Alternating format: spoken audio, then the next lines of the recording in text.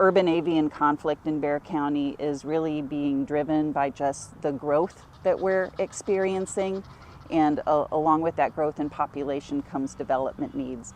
And as that development impacts habitat, available habitat, we see these conflicts arise. We had rookeries in the southern part of Bexar County. We started destroying that habitat. We eliminated those rookeries, and when they were looking for a new place to live, they came here. The urban-avian conflict that is currently impacting water quality largely manifests itself through really dense rookeries or areas for breeding birds. Whenever you have this really large concentration of birds, that concentrates the pollutants that are coming from those birds, which again increases the risk to water quality in and around those rookeries.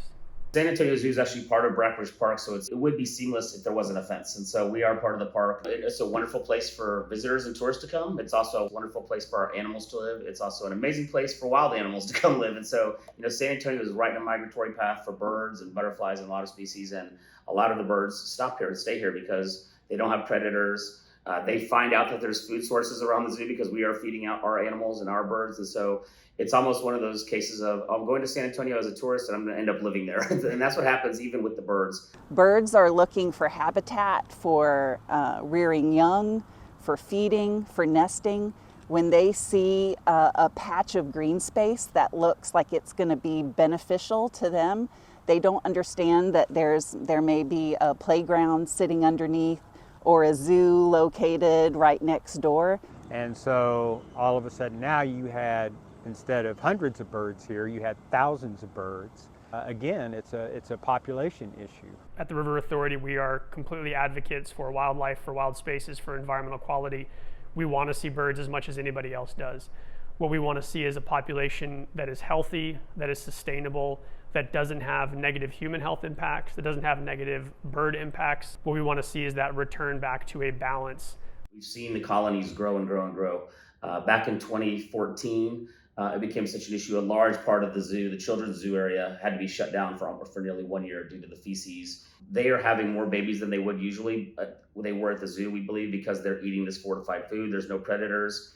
So where they were having one group of babies before, they're now having two or maybe three. And so, and staying year round, and all those babies come back, and then you can multiply that by 1, 2, 3, and you can imagine how the pace of what these colonies can grow. We began to understand that each of us as organizations were kind of touching different points of the issue. The River Authority is partnering with the organizations that it is to try to find that long-term solution that we can really apply.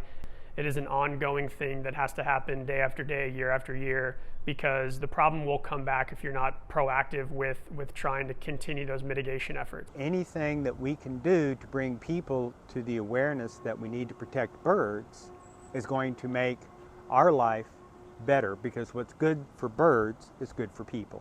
The more wild spaces that there are for birds, the more places they're going to have to go to.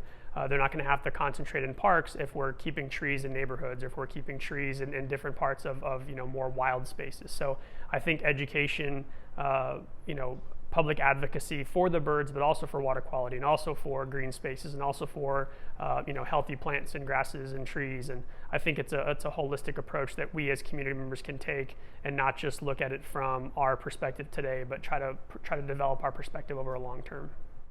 When we bring the community into a process like this early on, it not only gives us just ideas, it also creates participation. You can actually turn a coalition into perhaps a movement for change.